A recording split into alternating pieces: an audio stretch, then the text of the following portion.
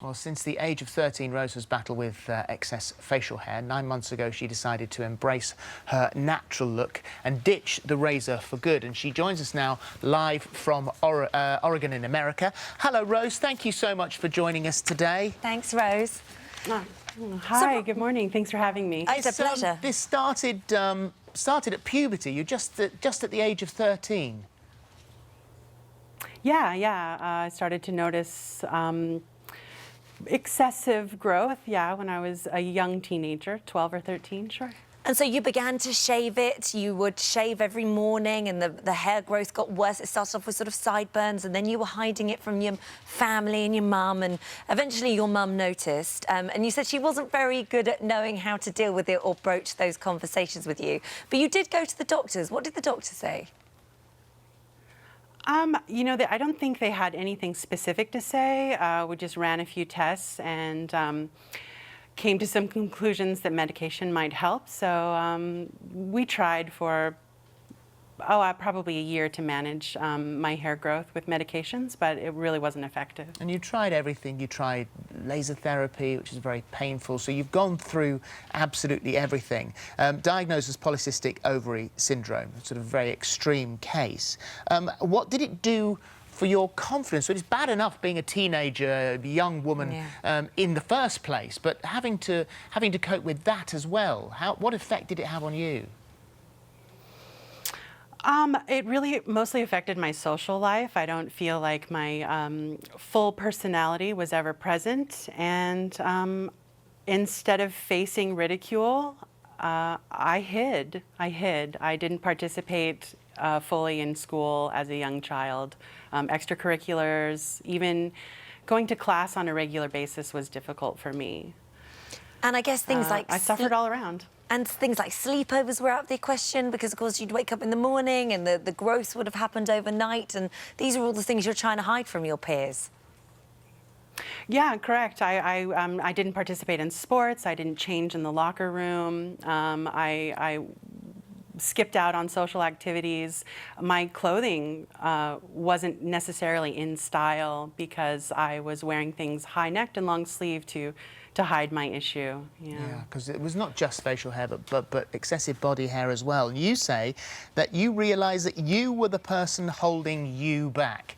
It's exhausting shaving every day for that degree, especially in secret. So what did you decide to do? Why did you decide to let it grow?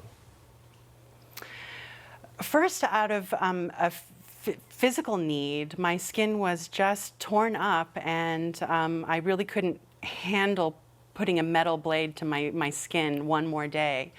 And once I realized that I could give myself permission to experiment with that, it got a little bit easier every day. So the rewards of not having that physical discomfort encouraged me to keep it up a little bit longer. And another huge encouragement was social media. You say you're very surprised by how positive people were online, particularly the guys, actually. You've had a lot of interest from men, haven't you? Oh, yeah, that's not too surprising. There are all kinds of people in the world that are attracted to all kinds of things, so I wasn't too surprised when I started getting lots of attention, but... well, social media can be extremely cruel, so it's quite heartening to hear people lifting you up and saying, you know, this is an incredible thing to do for your confidence, you're amazing. Well, you must have been surprised by that, because sticking your head above the parapet on social media with your condition is brave. Some people say that, but I wouldn't be able to do it without social media. I found my community right away. Even before I let my beard grow, I was following certain accounts that were run by bearded women or just people in general who didn't conform to a conventional look or gender roles even. Just looking for inspiration. It's there. It's everywhere. It's a beautiful thing. And you could maybe have gone through years without having to hide it. I think about that, the years of heartache and anguish I could have spared myself, but I can't say that for certain. And all I can say is I was ready now. I was ready now, so now's the time to do it. Well, it's lovely to talk to you, Rose. Thank you very, very much indeed for joining us. Thank you. Thanks. Yeah, thank you. Thank you very much indeed. Hello, YouTube.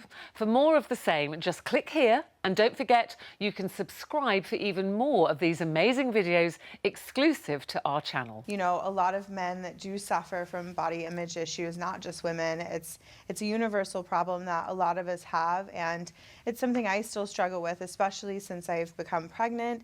My body's changing. I'm kind of having to like readjust to this new body. But growing up, it was really hard because of being bullied.